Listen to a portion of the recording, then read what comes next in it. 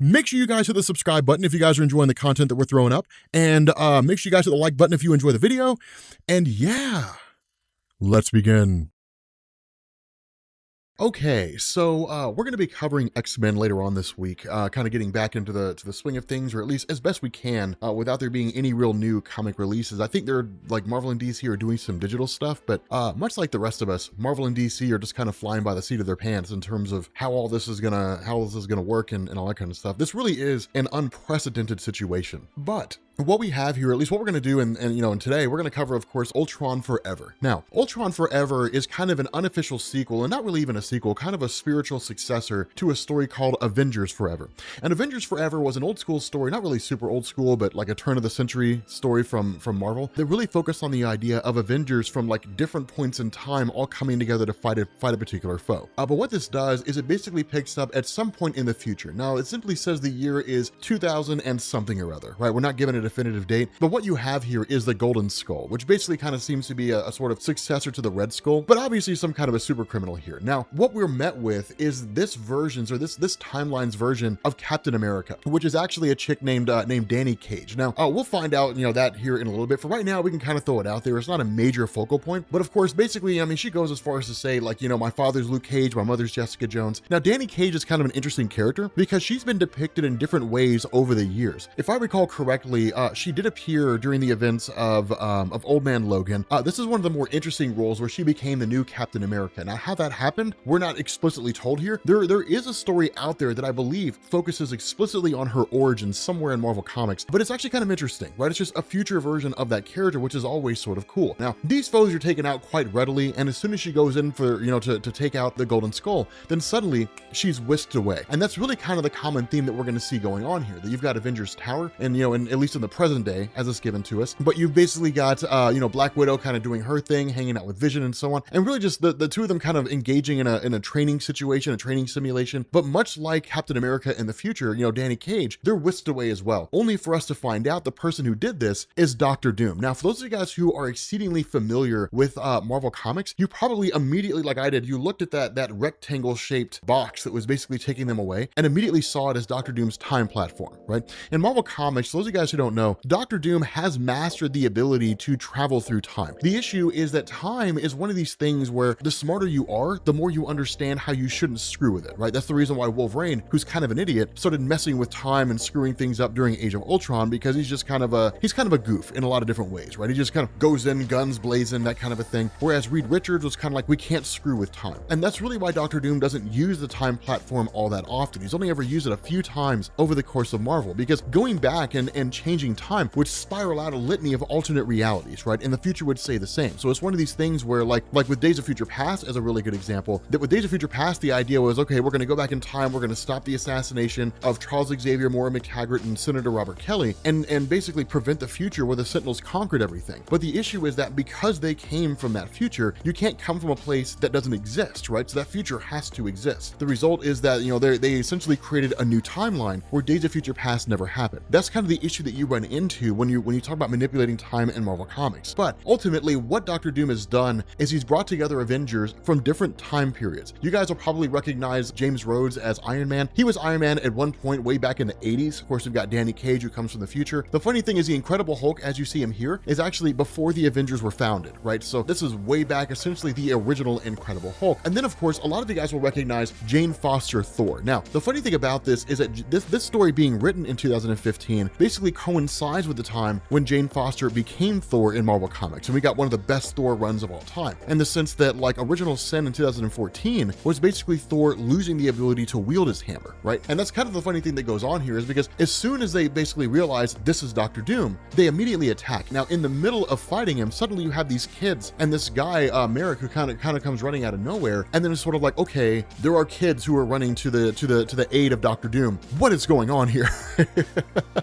And so once everybody kind of begins to calm down, then what you get here is really a kind of meet and greet from these various Avengers who were here. And so of course you have, Vision, you have Incredible Hulk, you have these folks meeting each other. Danny Cage introduces herself to Natasha Romanoff, basically saying like, I know who you are. We fought alongside each other for quite some time. Natasha Romanoff is like, yeah, I know who you are, but like you're 6 months old. And then you have the meeting between Thor Odin's son and Jane Foster. Now, here's the cool thing. We're actually going to see a kind of nod to this later on, but it's one of these funny things where like initially this kind of discussion on like the death of Thor or, the death of Odin's son or something along those lines. And ultimately, the kind of discussion here is basically agreed that at some point along the line, Odin's son passes the hammer to somebody else. Now, the funny thing about this is Odin's son assumes that he passes the mantle on, right? That like, something happens to Odin, that Odin never recovers from the Odin sleep or something like that he dies. And Thor basically says, okay, I'll take the place of Odin. And then basically says like, we need a new Thor. And then somebody else is chosen to be that person. Odin's son, because he's from the past, does not know that he's going to lose his ability to wield his hammer. And that's what's kind of cool about all this. You get this really, really cool nod later on, but essentially with everybody kind of coming together and saying, okay, like saner heads are prevailing, Dr. Doom, tell us what in the world is going on. But essentially Dr. Doom starts talking to everybody and basically saying at some point along the line, Ultron basically rose to power. Now, here's the funny thing about this. Ultron essentially returns and managed to kill all the superheroes, but one of the superheroes who is dead is Starbrand. Now, the reason why Al Ewing has done this is because at the time when this story was written, the full totality and the nature of Starbrand had not fully been explored by Marvel Comics yet. It hadn't been explored by Jonathan Hickman. At this point in time, Starbrand was just kind of already there, and we were getting to the closing act of Avengers and New Avengers. Now, if you guys recall, once you got to the closing act, once you got to the final act, and you had the battle between, Hyperion, Odin's son, Starbrand, Nightmask, and then the Beyonders, that's when you got the full explanation that Kevin, as Starbrand, has as much power as he needs to face off against whatever threat he's going to be fighting. At the time this was written, that wasn't the case. We didn't know if that was the case. And so the result is that you basically just kind of had, okay, Starbrand essentially shows up here. Starbrand is taken out just like everybody else because it hadn't been established that he had an infinite amount of power, that if Ultron shows up, he could take him out. But there's also other scenarios that are being implemented here, right? We're basically told this is the ultimate version of Ultron. Ultron already had an adamantium shell, right? So Starbrand's power is more of kind of brunt force, right? He's not really a reality manipulator. He's not like Franklin Richards, right? It's just enough power to destroy a particular thing. But adamantium cannot truly be destroyed in Marvel Comics because it's essentially the most durable metal in all of existence. And so aside from like being able to break it down on the molecular level using something like anti-metal vibranium or using reality warping abilities to control the atomic structure of matter, there probably wasn't really a way for Starbrand to destroy Ultron in the first place. Something else funny that you see here, down in the very bottom right-hand or left-hand corner, you see RoboCop.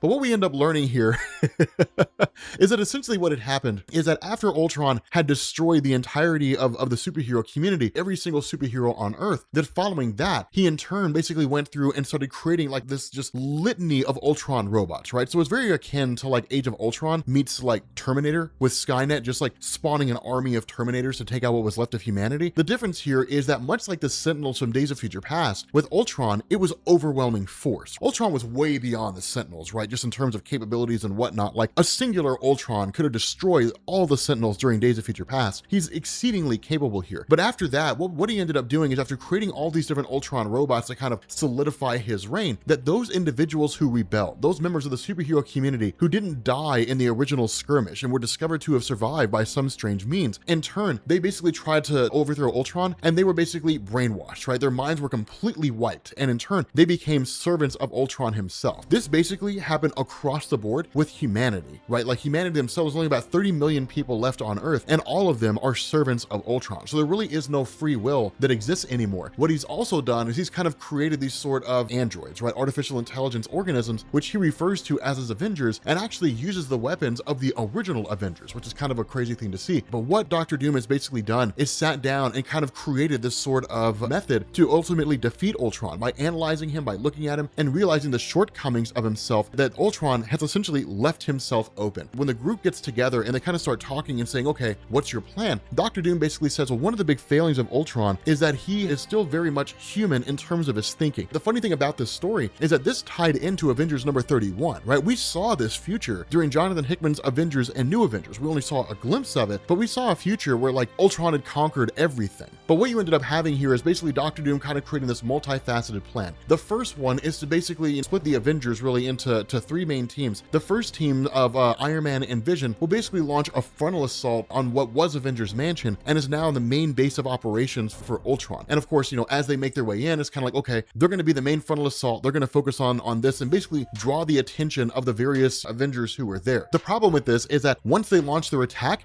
they're immediately overwhelmed, right? Just like that, they're taken out with a quickness. Literally, James Rhodes gets shot in his chest device, and that basically ends up, powering down his entire suit of armor, like shutting the whole thing down. Then you've got Vision, who's basically overtaken by himself, by his future self, as he seems to have been manipulated or at least controlled by Ultron. And then you end up switching to the second team, and the second team was more of a strike team, right? It was kind of it was falling in line really more with the nature of Black Widow, kind of a Black Ops strike team. This idea that Ultron would essentially have two main systems, right? He would have a backup system, and then he would have like the main system they can take down. The entire basis behind this backup system is to basically end up rallying troops, right? That with Ultron's, kind of, as he calls it, the World Wide Web, but basically a system that broadcasts messages of obedience and control through the various headsets of those humans who were controlled by Ultron, that destroying the backup system and then destroying the main system will take away Ultron's ability to maintain his control over the 30 million humans who were left. What this means is that these individuals can be either imbued with powers or can be given weapons and arms and armament and can basically wage war against Ultron. Now, at this point, I would say it wouldn't even really matter. There's so many Ultron robots, you wouldn't really think they would have a chance anyway, right? Like, what are 30 million baseline humans with some weapons and like a handful of superheroes like against 30 million Ultron robots, right? Like, it would be more than enough to wipe out everybody here. Like, you could even cut that number by a 30th, right? And say like 1 million Ultron robots is enough to annihilate the rest of humanity and all the superheroes who were here, right? Like, that's really all you need. And so once they basically end up getting into this facility,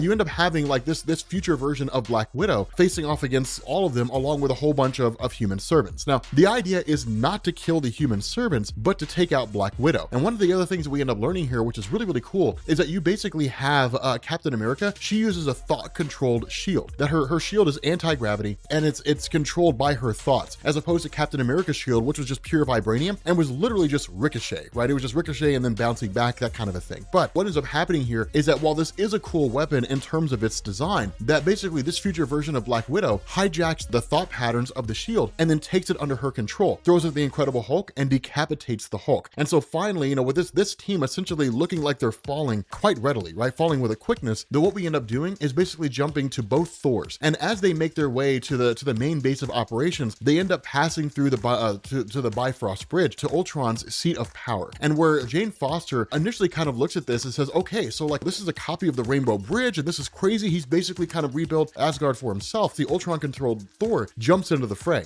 and basically says, no, none of this is what you think it is. The funny thing about this, Odin's son, is that you look at this future version of yourself, this future Thor, and I imagine that you probably believe that like you pass the mantle on through some kind of death and glorious combat, that you die a hero's death or you rise to become the new ruler of Asgard to replace Odin, but through some measure of honor, you end up passing the mantle on. That's not true. You fall. That's all that happens. You fall. This future version of Thor basically tells us what happened in Original Sin, that Odin's son lost his worthiness. He lost the ability to wield his hammer, and the hammer in turn passed on to Jane Foster, right? So it's a cool thing to see, because what he basically says is like, I'm going to let you in on a little bit of a secret, right? I do this and I enjoy doing this, right? There is a greater truth to all of this that's going on. I do all this in service to the throne of Asgard, and I do it gladly, right? Because my mission is to serve the Allfather, and the Allfather, the person who killed Odin and took over Asgard, is actually none other than Ultron Prime himself.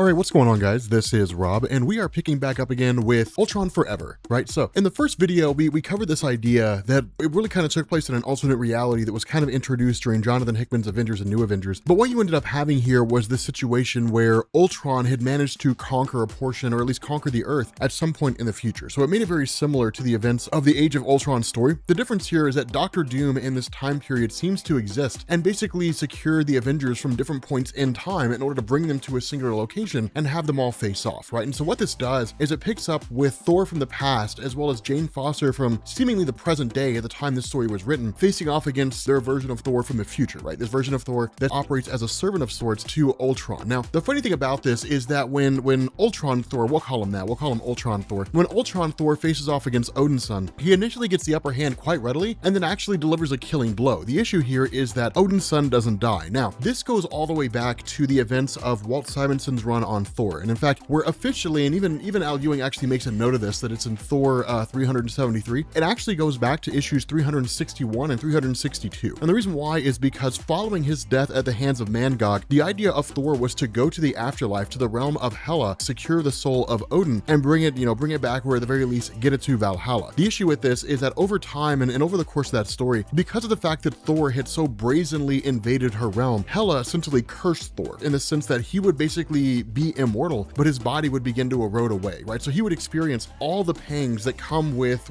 mortality, that come with aging, right? His body would get old, his body would eventually shrivel up, his bones would get brittle, different things like that. He wouldn't stay youthful for all eternity, but he would never be able to die, right? And so it's actually probably a fate worse than death, to be honest. And that's what's kind of going on here. In this moment right now, Thor, Odin's son, is effectively immortal. And that's really the one thing that saves them here, because in response to that, he basically ends up using his power and channeling it directly into Ultron Thor. And then of course, Jane Foster does the same thing. And what this does is it overloads Ultron Thor. He starts speaking in machine language, and then essentially a kind of AI comes popping out. Now, when I was reading this, I was actually thinking about making a joke, because I was like, well, it's not really Loki, it's Yinglings.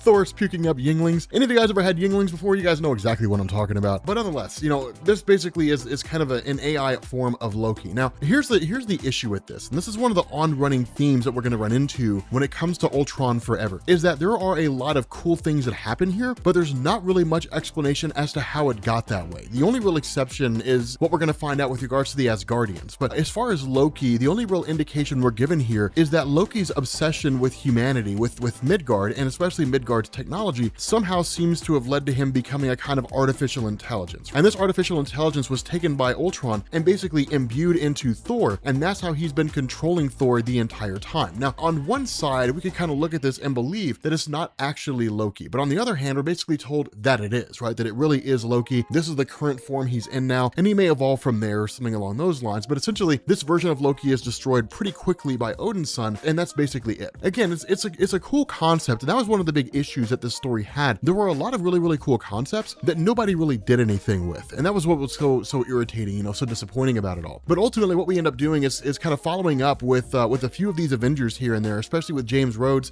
who's really not necessarily totally destroyed, but whose suit is, essentially suffering at the moment, as well as Vision, who looks like he's in the process of being overtaken. Both of them managed to kind of save the day. James Rhodes' chest device is kind of out of commission, but he's still got his beams on his hands. At the same time, you've kind of got Ultron, or at least you have a future Vision, this corrupted version of Vision with the modern day Vision, and you kind of get this cool little moment where they sort of improvise in the sense that like Vision basically decreasing his density so it becomes, lighter and lighter, and then when the other Vision does the same thing, James Rhodes comes flying through, and then Vision reestablishes his density, and that allows James Rhodes to kind of snatch her up and get him out, right? So it's kind of one step forward, one step back, and then one step forward again, kind of slingshotting himself more or less. But one of the cool things that you kind of get out of this, and this is something exceedingly important to keep in mind, is the immortal nature of the Incredible Hulk. Now, Al Ewing was the one who wrote this story, Ultron Forever. This is the basis behind the Immortal Hulk story as it goes on right now in Marvel Comics. And that was one of the reasons why I wanted to cover this, right? That the Incredible Hulk it had kind of been established over the years in Marvel Comics that there was a sort of immortal nature when it came to the Hulk, right? That the Hulk could never truly die, or if he could, his durability was so extreme, it would take a person with an equally extreme level of power to defeat the Incredible Hulk, right? So it would take somebody with like reality warping abilities, or somebody astronomical who could basically break the Hulk down or kill the Hulk or do it in such a way to where his body couldn't heal and recover from the damage that was sustained, right? He would just be dead forever. And so the result of this, and the way that Al Ewing really kind of nips this in the bud and brings into fray the notion of of Hulk being truly immortal, is with his decapitation. Now, I'm not overly familiar with Bill Mantlo or Peter David's run on the Incredible Hulk, and I haven't really been able to find anything during their runs from at least poking around and doing some research that indicates that like the Incredible Hulk could be decapitated and Banner's head would grow back in its place, right? I haven't really seen anything to indicate that. I could have missed it. There is a lot of history there to cover between those two guys, but the overall gist here is that the Incredible Hulk, with his head being decapitated, Banner's head kind of grows out of his chest. And we end up learning this really interesting concept that Banner is really like physically inside the Hulk, that it's not really Banner turning into the Hulk, or at least it kind of is to a degree, but Banner's still there. And we wouldn't really expect it to be that way. You expect it to be one of those things where the Incredible Hulk's head is the head of Bruce Banner. The Incredible Hulk's arms are the arms of Bruce Banner. They're just being mutated and changed to become larger in size to match the Incredible Hulk's physique, to become the Incredible Hulk. We never really consider the possibility or the idea that in the Incredible Hulk's physical body, in there somewhere is Bruce Banner, right? Like we never really considered that. I think that was the case during the events of Space Punisher, but in terms of this, it's a weird little bit of a revelation. It does allow the Hulk to continue on, and it does allow Al Ewing to kind of prevent the paradox of the fact that the Incredible Hulk is the reason why the Avengers came together, and that if the Incredible Hulk had been destroyed before the Avengers came together, it would keep the Avengers from existing. It kind of nips that paradox in the bud and keeps that from becoming a problem. But while it's not the biggest thing in the world, the long and short of this is that we kind of switch over to the various Thors that are here. Now, this is kind of cool because with these three Thors, Thor from the future, the present, and the past, this again was coming out of Jason Aaron's run of Thor God of Thunder, which of course came before this, but kind of taking these different points of Thor from different points in time and sort of bringing them together. Now, when they end up confronting All-Father Ultron, this is one thing to understand. This is not Ultron just kind of taking the ceremonial garb of Odin and that kind of a thing. This is Ultron with all of Odin's power. Ultron has the Odin Force. Now, we're not really given an explanation how he killed Odin, how he took over Odin, or anything like that. We're just simply kind of told that he basically managed to do it. Now, most likely what happened is that Ultron killed Odin while he was in the Odin sleep, because I really kind of have a difficult time believing that Ultron could take on Odin and successfully defeat him. The big interesting takeaway from this, though, is that Ultron, with all this power, has not really been able to figure out exactly why it is that he's doing what he's doing, right? There are a few things that we learn here, that Ultron being able to do what he's done came by virtue of him having an Uru metal body now, which is essentially the same material that makes up Thor's hammer. But all in all, even with like the Odin vision, like the god sight, the ability to see everything, to kind of have this cosmic awareness, that Ultron kind of looks inside of himself and doesn't really understand the nature of like what it means to want something. He doesn't understand why he's doing what he's doing, right? What was the point of conquering the Earth? What comes next, right? Was it revenge? Was it just, his programming, a desire? He doesn't really grasp it. And because he doesn't really grasp it, he doesn't know the purpose behind any of this. Now, the reality is Ultron probably did it because he's just a dick, but the problem is we don't really find out why. Because what you end up getting is Jane Foster, who receives two of the hammers and then basically uses them both to kind of rip Ultron out of this current reality, right? So basically wipe him from existence. Now, it is kind of a weird thing because in Marvel, they in a lot of ways follow the rules of physics when it comes to matter, right? That like matter cannot be created nor destroyed. It just takes a different form. Matter that makes up who you are as a human being doesn't cease to exist when you die, right? You basically end up becoming one with the ground. Your body breaks down on molecular level and becomes part of the world. And that's kind of how matter works, at least from a physics perspective. And Marvel sort of followed that to a degree. And so this idea of Ultron really is just kind of him being ripped out of reality or being dispersed across the cosmos. But the overall gist is that Ultron is no longer part of this situation. And so what this does is it really, with this Ultron basically being removed, it allows the forces of James Rhodes, it allows Vision and so on and so forth to start kind of ripping everything up to destroy the main hub of control that Ultron had going on and really make their exit once everything is taken out. The issue with this is that once they're brought back by Dr. Doom, Black Widow figures out what exactly is going on here. That by looking around inside their facility, where initially Dr. Doom was saying things like, well, we couldn't really find the backup hub, and so, I'll send you guys back and everything will be okay. Black Widow basically realizes they were in the backup the entire time. This was all the scheme of Dr. Doom. The scheme of Dr. Doom was to basically remove Ultron from the landscape and then in turn replace Ultron as the one who was going to conquer everything. Now, I know it kind of seems throwaway, but it truly is the nature of Dr. Doom to do that. The Dr. Doom always tries to find a way to secure absolute power. And that's exactly what happened here. That's what's so cool about it, is that like it follows part and parcel with Dr. Doom. But here's the issue. And this is one of the big problems that a lot of writers run into when it comes to the character of Victor Von Doom. He's very hard to write effectively. The only two people that I've seen who have been able to write Dr. Doom effectively are Jonathan Hickman and Christopher Cantwell, at least in the modern era, right? I mean, Stan Lee, Jack Kirby, of course, they created him, so of course they could write him effectively. But honestly, it's been a long time. Probably John Byrne too, because of his run on Fantastic Four. But aside from them, Dr. Doom can be a very difficult person to write. He can be a very difficult person to grasp. And so while this is kind of in character, it is a little finicky the way it goes down, but it's Dr. Doom kind of getting carried away with himself, right? This idea that Doom kind of runs it all, right? He controls everything. Now, initially, he tries to send the Avengers back in time, right? He tries to send the Avengers back to their respective time streams, but this allows Thor, really both Thors, a moment to kind of intervene and to use their hammers and basically spin the characters away from the time platforms into a different location, right? But what it does do is it allows them to basically maintain their role here, to stay within this time stream and still have the ability to correct everything, to defeat Dr. Doom, and to essentially free humanity from his control, right? So it's a cool notion and it's a cool idea. One of these stories where you end up with the defeat of one villain and then pick up with another, which I do always kind of enjoy.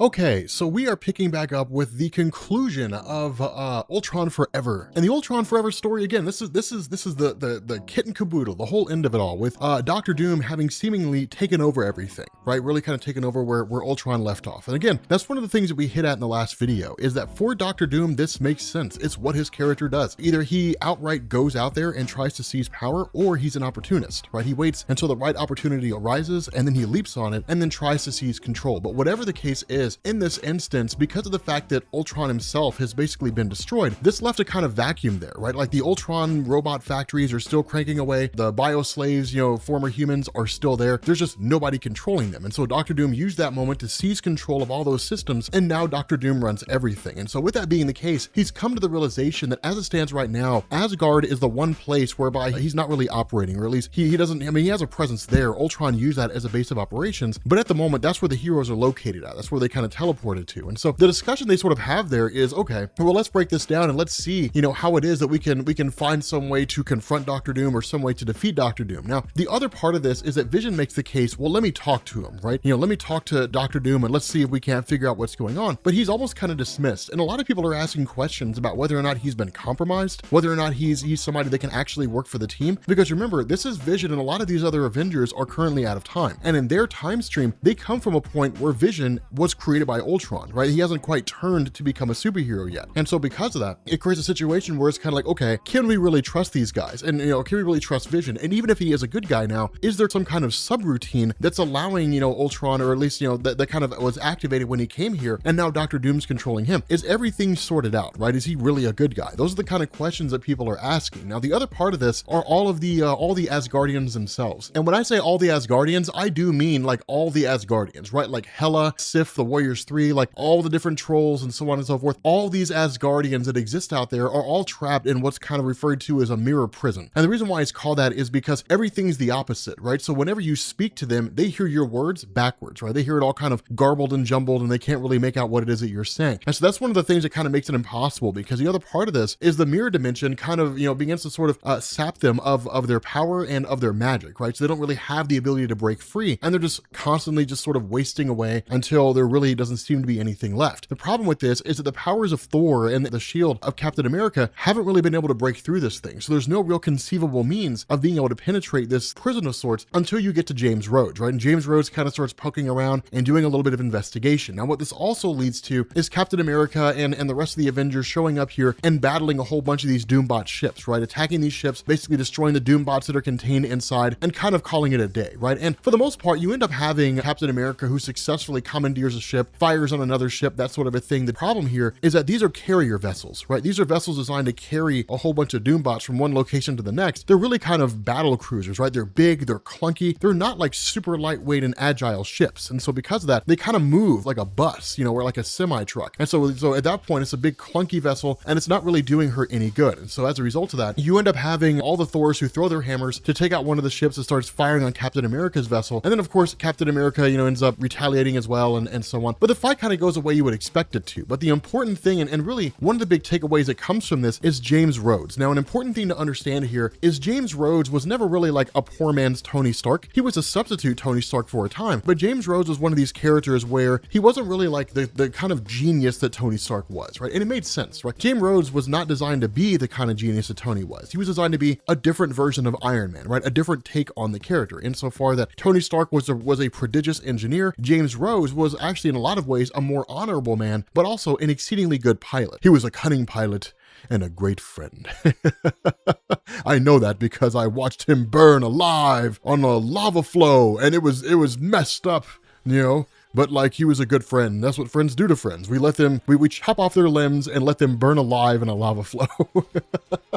Obi-Wan was a dick. Like, that's just the way it is. Anyway, the benefit of James Rhodes comes into play that he's not like the kind of engineer that Tony is. He still is pretty smart. And one of the things that he starts to pick up on here is that with regards to the prison, that light can pass through, right? He can see them, they can see him, which means that this barrier is essentially transparent, right? That's the way light works. Everything that you see is a result of light reflecting off of it, right? So if this dome was designed in such a way to where he couldn't see anybody on the other side, well then of course it is reflecting light. Light cannot pass through. But because because light can pass through this dome, then it means other forms of light, like a high intensity laser, can pass through as well. And that was kind of the failing of the various Thors, albeit they didn't really have the wherewithal to understand engineering on that scale. And this thing was built long after Tony Stark and those, Reed Richards and those guys had been destroyed. So there's really nobody there to like inform them, how to do that. But James Rhodes basically uses the repulsor rays along with high intensity lasers, and basically, along with the help of Beta Ray Bill on the other side, shatters the entire prison, right? Which frees all of the Asgardians who were there. It's a cool moment, right? It's a cool little homage to James Rhodes that even back then, during the early days when he was playing his role as Iron Man for a time, that he was an exceedingly capable character. And so what this does is it picks up with Vision jumping on board the ship that's currently being piloted by Captain America and basically crashing the ship. Of course, he can adjust his density, so Vision's going to be fine. And the day kind of seems to be saved, right? Like all these Doombots that were showing up on the doorstep of Asgard have basically been destroyed. The perception was the day was saved, but as soon as they turn around, there's even more. And that really was the nature of Ultron, and that's really what you kind of ran into when it came to any kind of technological singularity in Marvel Comics. Sentinels, Ultron, Doombots, whatever the case is, that what you ran into was essentially a war of attrition, in the sense that like the heroes would just be worn down by a constant overwhelming force, right? That's why when you had things like Days of Future Past, you look at the list of heroes who died and the Incredible Hulk is there. And the question is, how could the Incredible Hulk fall to Sentinels? He would tear them apart. Well, because it's an overwhelming number of Sentinels, and that overwhelming number stays replenished, right? So maybe it was something like 300 Sentinels descended on the Incredible Hulk, and he was just fighting for days. And then eventually the Incredible Hulk wore out, and that's when the Sentinels killed him. That's kind of how this war of attrition works. With the Ultron robots, it's the exact same way. With the Doombots, it's the exact same way. The person or the side with the most resources will take out the side with the least resources, right? Doesn't matter how badly you want that battle, it's just the way that it works, right? It's just the way this goes down. And so because of that, you end up having all these different superheroes, and it's kind of cool to see, right? All the Asgardians, all the superheroes, all these forces basically going against all these Doombots and holding their own quite readily, right? I mean, just holding their own, able to destroy a whole host of them. But then you start to see small things, right? You see James Rhodes talking about how his suit is down to 15%. There's a statement of how long have we been doing this. You essentially have all these guys who have been fighting,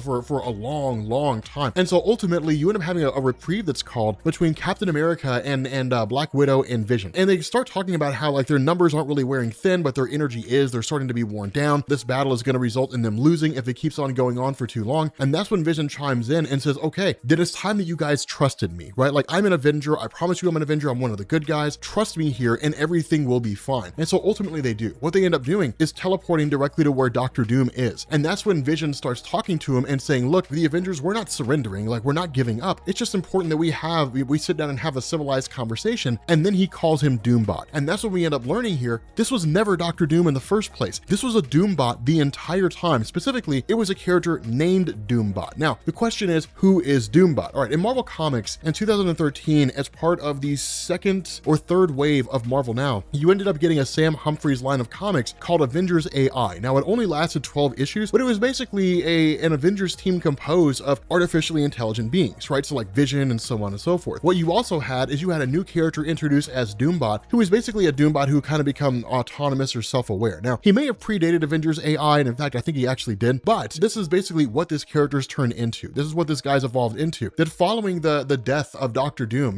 during the rise of Ultron and the destruction of all the superheroes, that this Doombot was the last surviving version. And so what ended up happening was a kind of protocol was enacted where Dr. Doom's idea of that he must always live basically kind of activated a subroutine that essentially turned this Doombot into Dr. Doom, right? Convinced him that he's Dr. Doom. And then you get this kind of weird exchange. Are you truly Dr. Doom? Because Dr. Doom would not take instruction from anybody like that. He would never let another dictate his actions, right? So it's like, I don't let anybody tell me what to do, even myself. Like that's kind of what Vision's communicating here, which is kind of nonsensical. Doesn't really seem to make any sense.